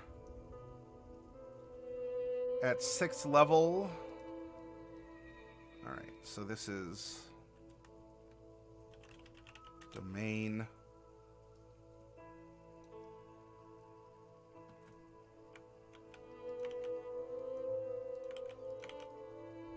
Third and then 5th. We're going to get command, heroism, zone of truth, hold person. Sound a feasting horn. Don Cristo, thank you very much for the follow. Welcome aboard. Mass healing word and slow.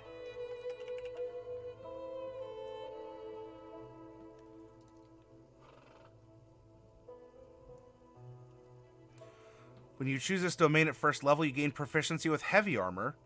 You also gain proficiency with intimidation or persuasion.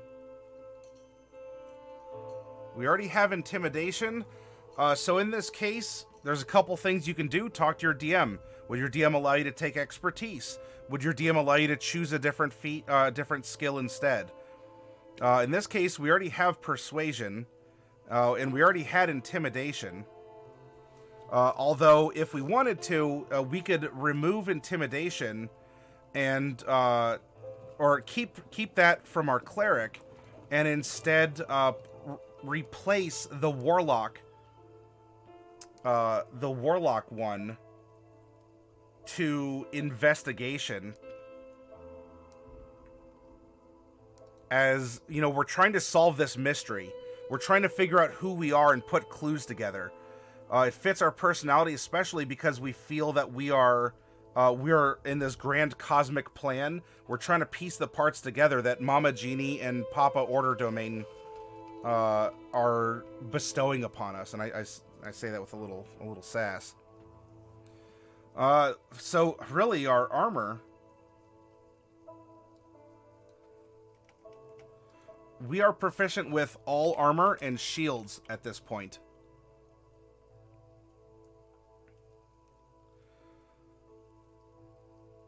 Starting at 1st level, you can invoke the power of law to drive an ally to attack.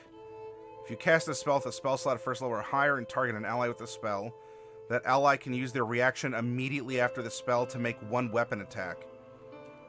And that doesn't say it has to be a cleric spell either. So, Voice of authority, especially, right? We're trying to convince people, attack, that's the way forward, we have to do it. This is still going into our character's idiom, despite us having this kind of schism in our young mind. Our other channel divinity is Order's Demand. As an action, you present your holy symbol, and each creature of your choice that can see or hear you within 30 feet must succeed on a wisdom saving throw or be charmed by you until the end of your next turn. You can also cause any of the charmed creatures to drop what they're holding when they fail the saving throw. And then at 6th level, we get Embodiment of the Law. You become remarkably adept at channeling magical energy to compel others. If you cast a spell of the enchantment school using a spell slot of 1st level or higher, you can change the spell's casting time to 1 bonus action for this casting, provided the spell's casting time is normally 1 action. You can use this number times equal to your wisdom modifier minimum once, and you regain all expended uses when you finish a long rest. Yeah, by the time you hit 14th level, presumably, it's not that much, and so you'd be able to either have your allies hold the line for a minute, or, I don't know.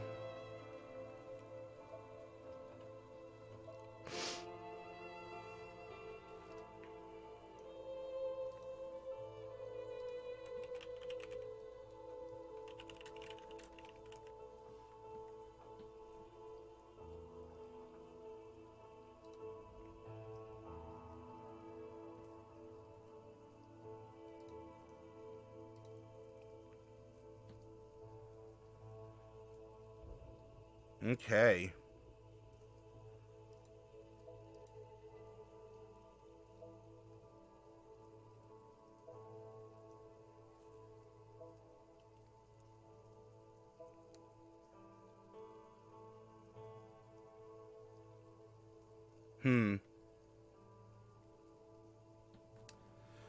Now that we have this,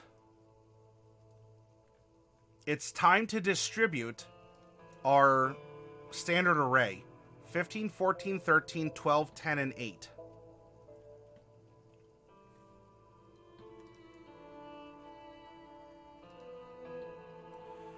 If we go 15, 14, 13, 12, 10, and here we go. We have a young burb. Should we go con dump stat with this character? Or do you think that maybe he's young and hasn't gotten a complete education, and so he at least has neutral con, but an 8 intelligence? He is 12.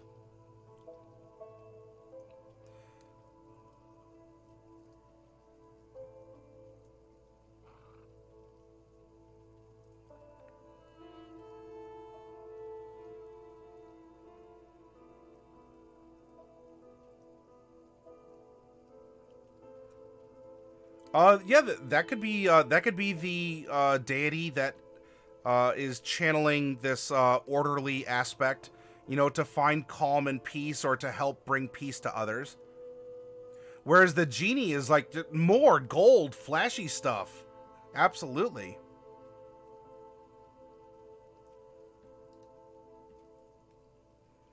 All right, so this is going to satisfy our multiclassing even before anything else. That's going to bring charisma to a 14. And there we go. So now we get to take 1 feat.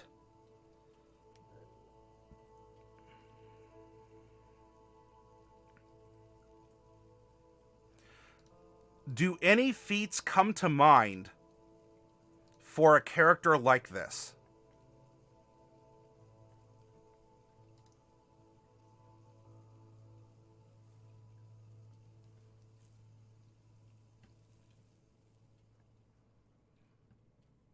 You know, while we can wear all armor, and that might come in handy for disguises and whatnot, we probably are just using our shadow armor when we fly, which is 13 plus dex mod.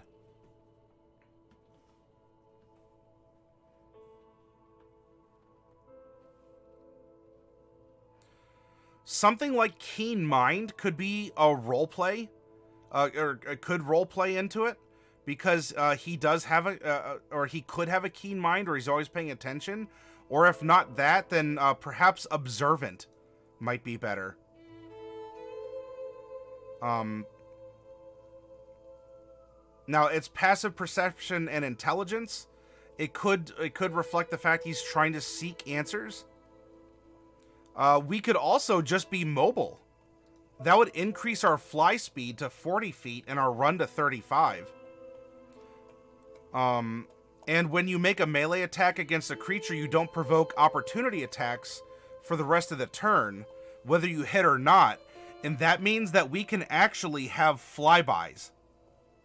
If we take mobile, we can just fly by and strike with our Pact weapon.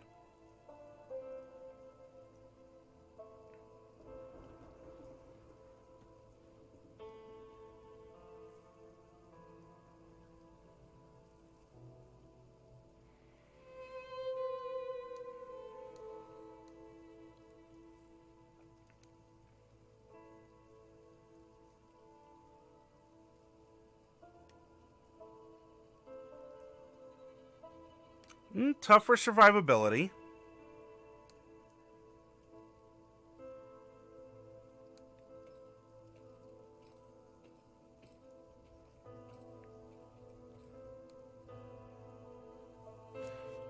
Warcaster could be an option if we do use a shield.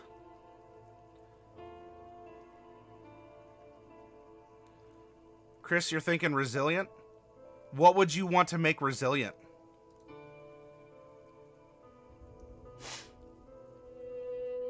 Yeah, I think Warcaster could work if we want to use a shield and a weapon, so that way we could cast. Although, I mean, our Pact Blade wouldn't count against that. It would be the shield.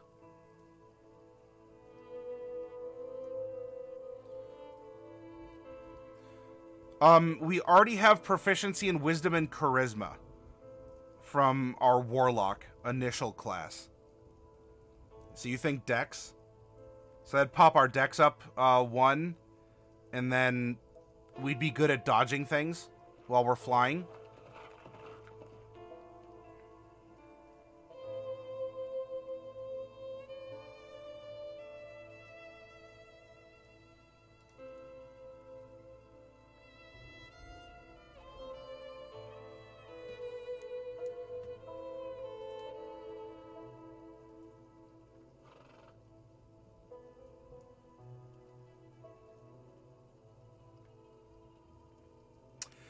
Inspiring leader, yes. That could fit because we do have a squawking siren. I don't know.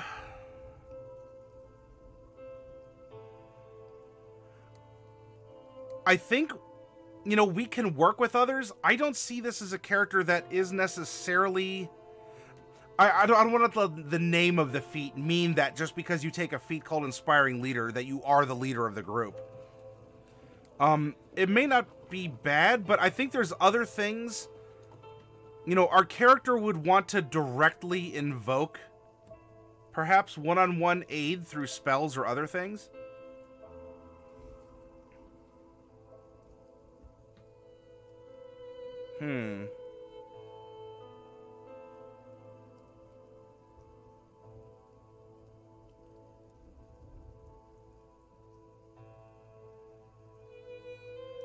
Mobile's on the flyby. Charger could be interesting. If you move at least 10 feet in a straight line immediately before taking this bonus action, you either gain a +5 bonus to the attack's damage roll, or push the target 10 feet away. Charger could be interesting also if we just want to swoop in. One would mitigate attack of opportunities, which would keep us mobile and alive, as we're harrying with spells from the air, or we're dipping down with sword strikes. Charger could be interesting as well. No, there's no particular feats in Ixalan.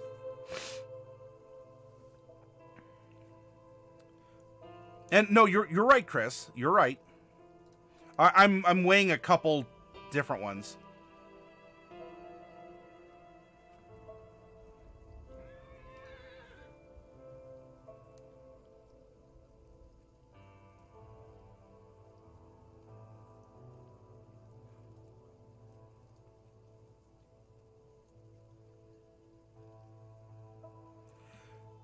In this case, so one completely negates the ability to attack at all, making AC irrelevant.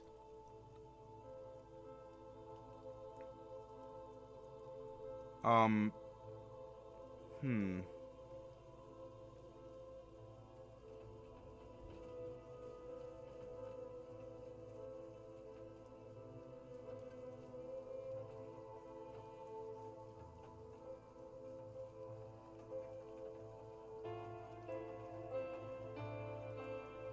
Let's give that a try.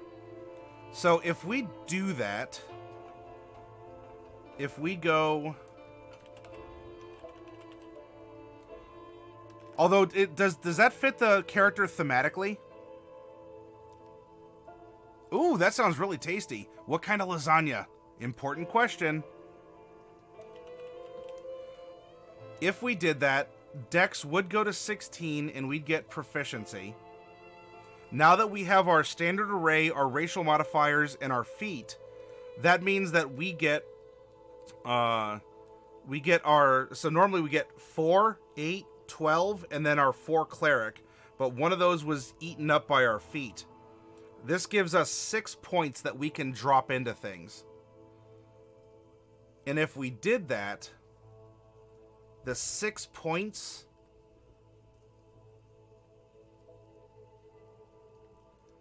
Where would the 6 points go?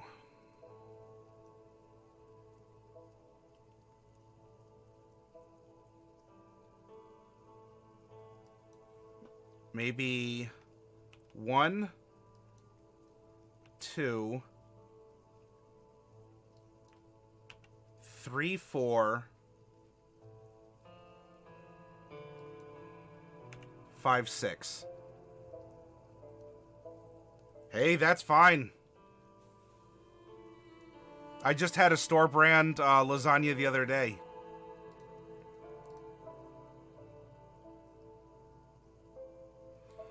Now, if we wanted to super specialize, and maybe if wisdom, like if we choose one of our classes for support, then that could put charisma higher or dex higher. I think because we do have a lot more support spells, dexterity is going to be more for survivability and attacking, and that might be the more appropriate way to go. If we do that, we have a 2 strength, 4 dex, 0 con, -1 int, 2 wisdom, and 3 charisma. No, Chris, it's okay. Maybe Fat Jesus can just add some Frank's Red Hot to make it more authentic. No, Chris, don't leave. Don't unsubscribe. Don't unfollow.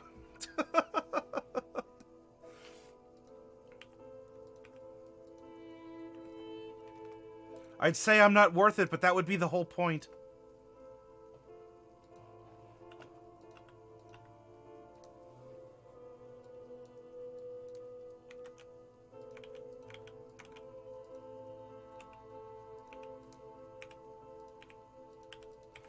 All right, with Chris's suggestion, this is how it's looking for our character.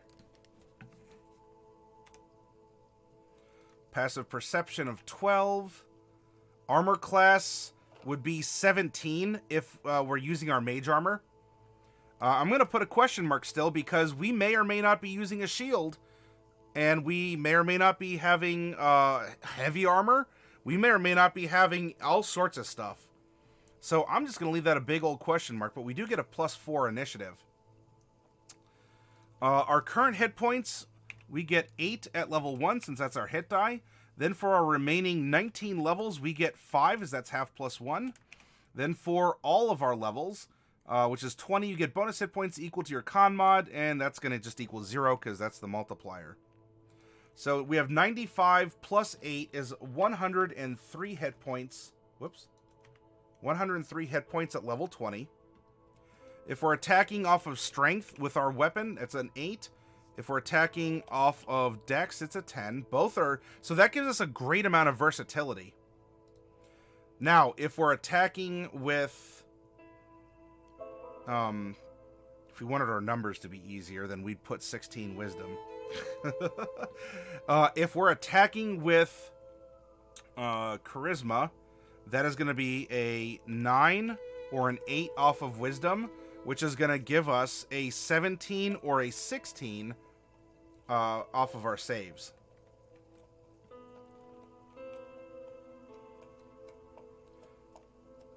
And then we can use our Channel Divinity twice.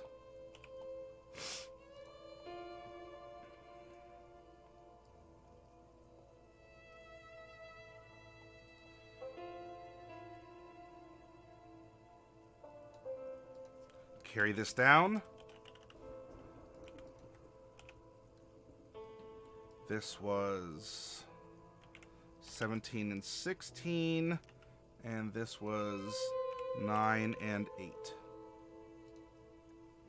We had 4, 3, 3, and 0.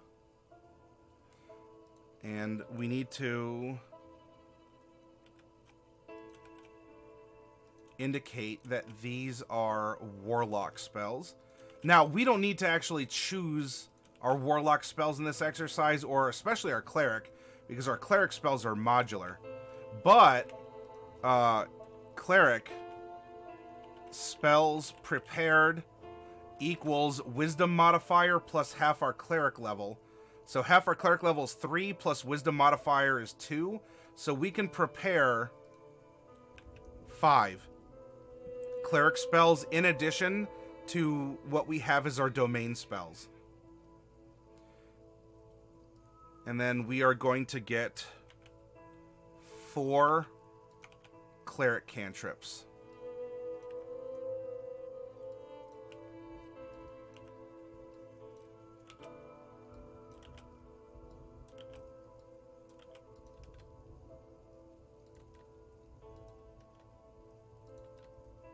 There we go. And remember, you can have your Cleric spells in any level you can cast your that you have spell slots, and you can cast your Cleric spells through your 5th level Warlock spell slots. Don't forget that. Which also means you can cast your Warlock spells through your lower level Cleric spell slots. So you do get some nice flexibility. Good morning to you, Carl. Doing very well. We are just finishing up a very compelling character, a very mixed character, in all regards. So this is a character that would be compelling to roleplay and would be very strategic. It would require, this isn't Kronk Smash the Barbarian with strength, dex, and strength, dex, and con, just straight up everything. This is a character that has a lot of nuance to his personality, a lot of growth. You'd have to play this character very creatively to express the personality and to make sure that you are, and to make sure that mechanically you're going to have fun and success too, or at least, try to have more, with the spells that you take and how you employ them. If there's any benefits to try and, let's say that you want to cast stuff that imposes saving throws against your Cleric spell, because that's a 16 and you think that it should be higher, then you might go and want to network with others that can, impose disadvantage if we don't want to do it ourselves. Because, of course, Mama Genie can do that for us in the battle as well. And remember, disadvantage is statistically -5, therefore advantage is statistically +5 to a roll. Loop States, good morning to you. So yeah, we did it, everyone. What a cool character. And our character needs a name. What would our poor conflicted Siren be called? Does he remember? Does he have a proper name? Does he simply go by a nickname he made himself? Or that was given to him in his exile? Well, again, we have our patron and our god that are acting like selfish divorced parents here trying to fight over the kid. It is 3:18 a.m.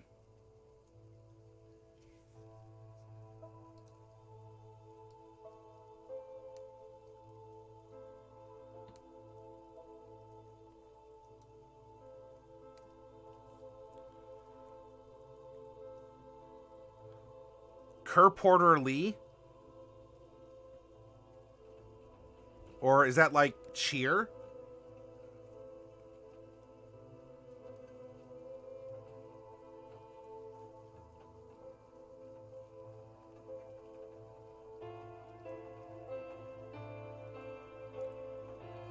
Chirp Odor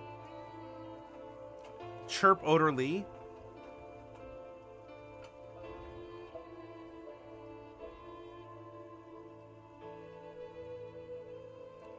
Is the chirp just a play on being a siren, or is this referencing something?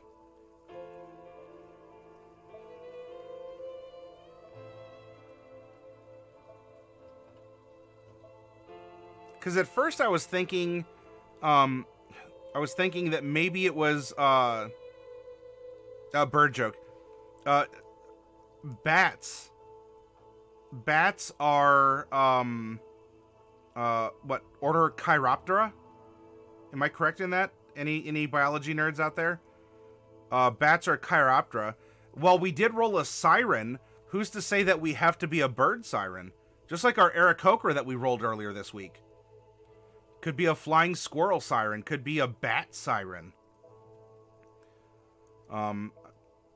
It could be, I mean, we could even be theoretically insectoid in some way as well.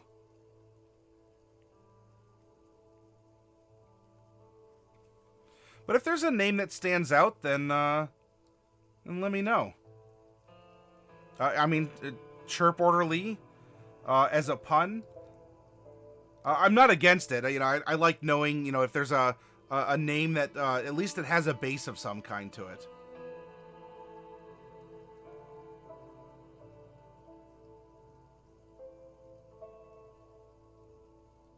But yeah, there we go. A Sturge Siren, that would be interesting. Yeah, you're certainly born into you know, a world that doesn't understand you, or that might see you as an outcast or a reject. It could be whatever we want. There could be in the Planeshift Exilon supplement, but why go with pre-printed names when we could just come up with our own?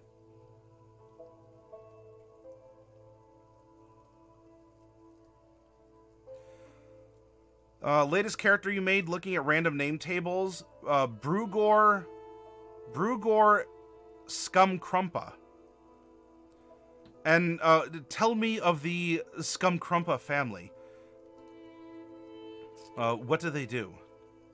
Who are they?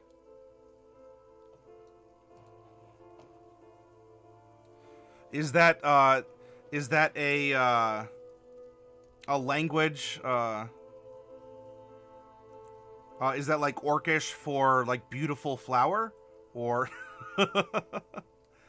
sometimes things can sound harsh that are actually very, you know, laid back. Half orc, okay. Chocobo, you think this character's name is should be Psalm? That could very well fit. Well, all right, so you heard it here first, everyone. The Scumcrumpas crump scum. And if they don't do it, who will? You got the Smiths that are the blacksmiths. You have the Coopers that make the barrels in town. Who among us is going to crump the scum? Billy Ray Siren. Raz, I don't know if I've banned anyone for...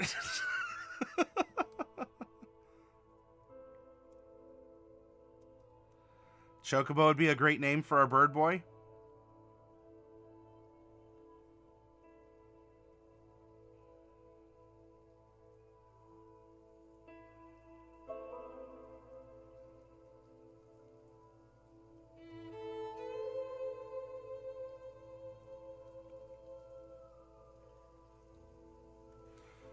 How about... So here, since you two are throwing out names here, why don't we do this? What if his name is Taff Xiren and is known in his hermitage simply as Psalm?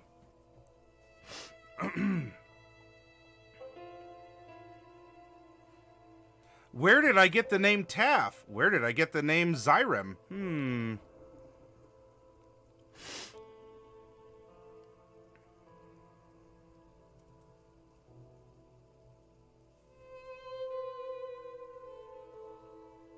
Actually, I guess it would be Zimmer. Taff Ximer.